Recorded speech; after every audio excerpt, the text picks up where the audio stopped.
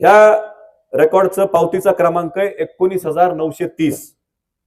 Vehicle number ज्याला आपण गाडीचा नंबर म्हणतो MH44B 2491 नंबरची गाडी आहे.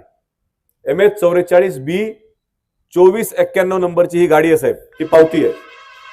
2491 नंबरची गाडी काय, आता माझ्या माहितीप्रमाणे आपल्या देशामध्ये सगळ्यात श्रीमंत व्यक्ती मुकेश अंबानी आणि गौतम अडाणी आहेत.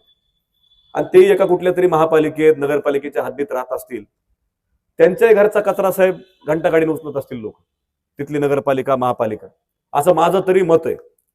तर MH44 2491 नंबरची गाडी जी एका दिवसाची रेकॉर्ड येते, फक्त एका दिवसामध्ये 12 चक्रा ह्या गाडीनं मारल्यात नगरपालिकेच्या डम्पिंग ग्राउंडवर. ही पावती नगरपालिकेची, माझी नाही. आणि त्या ड्रायव्हरचं नाव त्या ठिकाणी होतं बालाजी, म्हणजे त्यांच्या शिक्षण संस्थेचं नाव पण तेच आहे, पण ते बाजूला ठेवा. त्या ड्रायव्हरचं नाव बालाजी आहे. आणि ते बालाजी नावाचा ड्रायव्हर ही गाडी चालवत त्याच्यात कचरा नेतो. किती किलो कचरा नेतो? 3,630 किलो कचरा नेतो तो त्या गाडीमध्ये. ही नगरपालिकेची पावती सांगते साहेब, मी नाही सांगत. कचरा नेण्याची तारीख काय, तर तारीख तुम्हाला मी त्या पावतीवरती सांगितली की समजा इन टाइम त्यांचा आहे, समजा 7/4/2021 ला हा कचरा गेलाय त्या गाडीमध्ये. मी RTO ऑफिसला सहज माहिती घेतली, मला गाडीत कचरा चाललाय, ही गाडी जरा मला माहिती पाहिजे.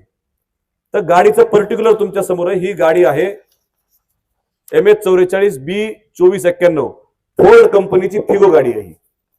ह्या गाडीत 3,500 किलो कचरा गेलाय तुमच्या घरातला.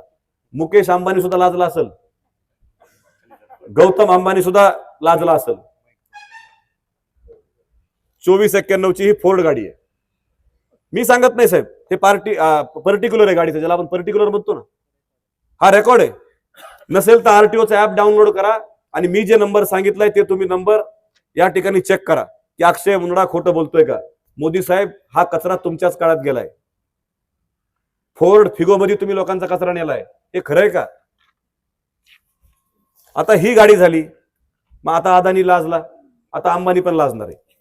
कारण दुसऱ्या गाडीचा क्रमांक आहे MH44B 961. गाडी चालली, पावती क्रमांक आहे 19,947.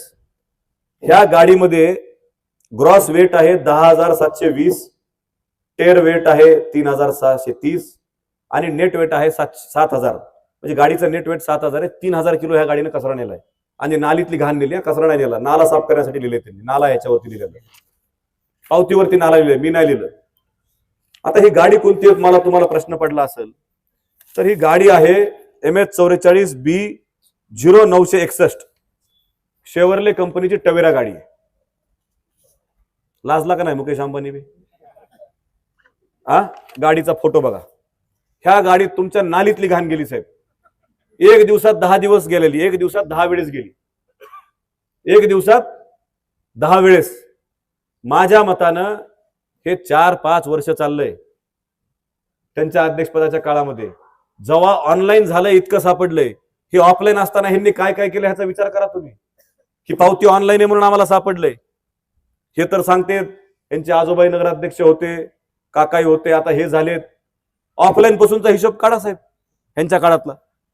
हे तर ऑनलाईन आहे. आणि गाडी एकदा गेली नाही, ही गाडी दिवसातून 12 चक्रा मारल्यात. आणि काही दुसऱ्या गाड्यात, त्या पण गाड्या किती महत्वाच्या आहेत हे त्यांचा टाइम लॉग आहे नगरपालिकेचा. हे मी म्हणत नाही, टाइम लॉग आहे नगरपालिकेचा.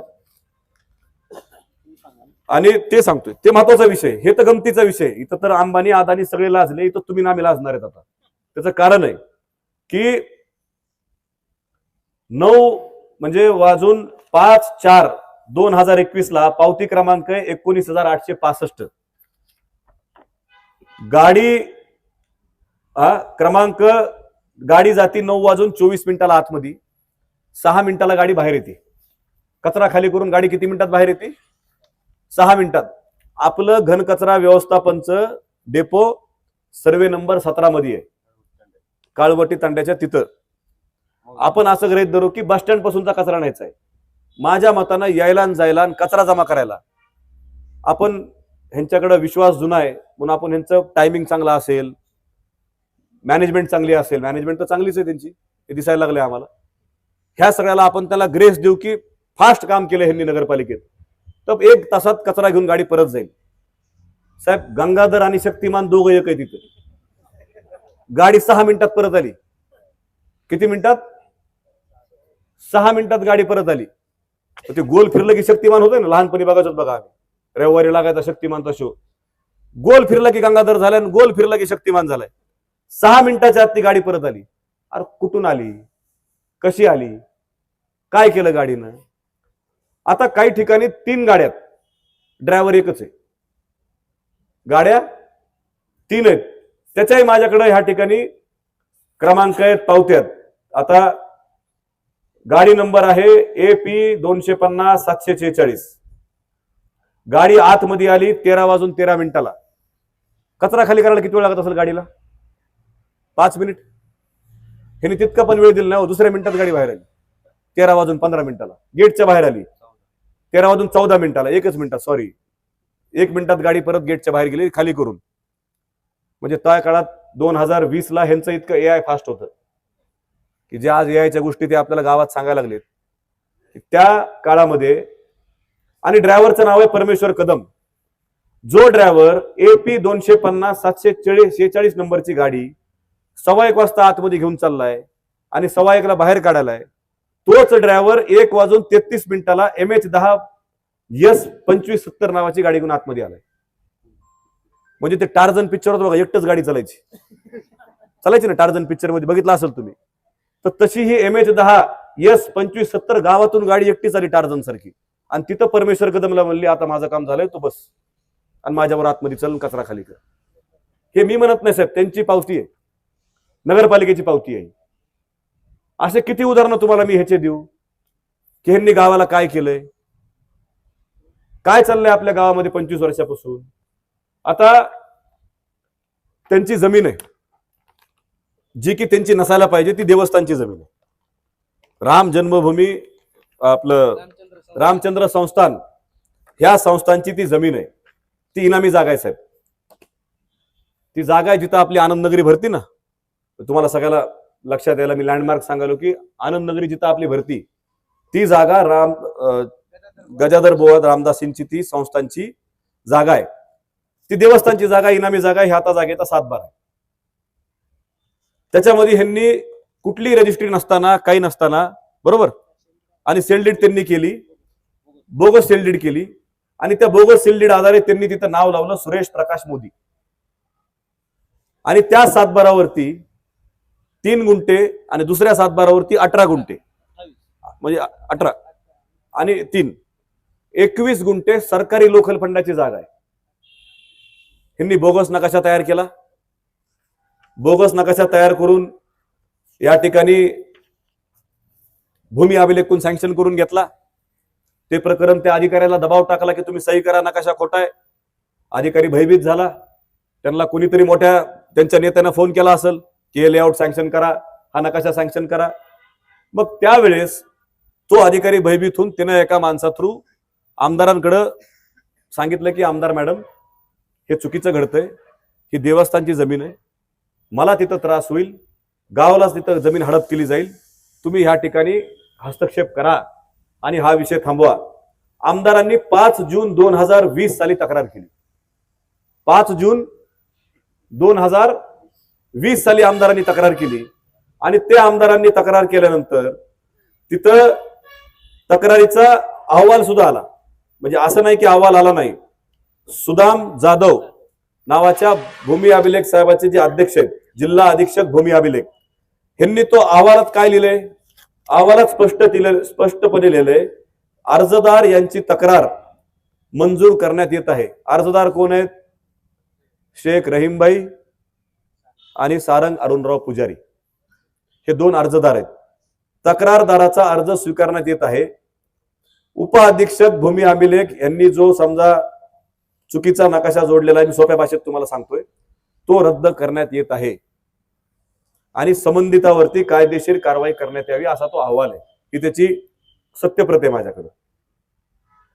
आणि हे जसंच आमदारांनी उचललं त्यानंतर परत एक पक्षप्रवेश आणि विकास जुना स्टे पुन्हा, आणि स्टे वरती परत आले आणि त्यांनी प्रवेश करून घेतला आणि स्टे आणला. स्टे तुम्ही मंत्रालयात घेताल साहेब, पण या अधिकाऱ्यांनी ह्या ठिकाणी तुम्हाला दोषी ठरवलंय. हे खोटा असेल तर अहवाल खोटा आहे, तुम्ही लोकांसमोर येऊन सांगा. आज आम्ही गेल्या 5 वर्षापासून ह्या प्रकरणामध्ये औरंगाबादच्या उच्च न्यायालयामध्ये आमची दाद मागणं चालू आहे आणि मला खात्री आहे की ह्याही ठिकाणी जी देवस्थानची जमीन आहे, जी इनामी जमीन आहे, ती त्या देवस्थानलाच परत मिळाली पाहिजे. आता ह्यांनी हे काय केलं, ह्यांनी लेआउट सँक्शन केला. विषय इथं थांबत नाही साहेब, विषय फक्त जमीन ताब्यात घेण्यापुरतं थांबत नाही. विषय पुढे जातो, तो जातो नगरपालिकेच्या मालकीतून, म्हणजे नगरपालिकेच्या फंडातून त्यांच्या लेआउटला संरक्षण भिंत बांधली जाते. ह्या लेआउटला 358 359 ला सरकारी पैसा वापरून. आज जिथं घर आहेत त्या लालनगर क्रांतीनगर भागामध्ये तुमच्या काळामध्ये रस्ता झाला नाही. तिथं 25 वर्षात तुम्ही स्मशानभूमी केली नाही. कितीतरी मंदिर, मस्जिद, कब्रस्तान, स्मशानभूमी, इथं तुम्ही 25 वर्षात कधी कंपाऊंड वॉल केलं नाही. विश्वास जुना सांगून, विश्वास जुना लेआउट पुन्हा, आणि त्या नावाखाली पुन्हा तुम्ही कंपाऊंड वॉल बांधलं. आणि त्या कंपाऊंड वॉल बांधल्यानंतर आम्ही त्याची तक्रार केली रहीम साहेबांनी आणि सारंग पुजारींनी. आमदारांनी पत्र दिलं. राहुल रेखावार साहेबांनी निर्णय दिला की सदरील कंपाऊंड पाडण्यात यावं. हे सदरील कंपाऊंड अत्यंत चुकीचं आणि खोटं बांधलंय, नदीचं पात्र मोठं आहे. हे त्यांचा अहवाल आहे. त्या अहवालाला तुम्ही राजकीय दाद मागितली. तुम्हाला राजकीय वरदहस्तामुळं विश्वास जुना स्टे पुन्हा, तुम्ही स्टे घेतला. पण साहेब जनता विसरणार नाही. आज तुम्ही गेल्या असे अनेक प्रकरण आहेत, असे अनेक प्रकरण या ठिकाणी इथं आहेत की ज्याच्यावरती आपण इथं बोलू शकतो. आज त्यांचा पेट्रोल पंप आहे, त्यांच्या पेट्रोल पंपाला कंपाऊंड माझ्या माहितीप्रमाणे सरकारी फंडातून बांधलं गेले. शिक्षक आमदार जे घाटनांदूरचे होते, त्यांचं जे काही समजा नाव असेल समजा आमदार साहेबांचं, त्या ठिकाणी त्यांनी त्यांच्या फंडातून ते कंपाऊंड बांधलं. आणि अजितदादांनी भाषणाची सुरुवात काल कशावरून केली की आंबेजोगाईमध्ये जयवंती नदी आहे. ते मंडप मारल्यामुळे दादाला दिसलं नाही की नदी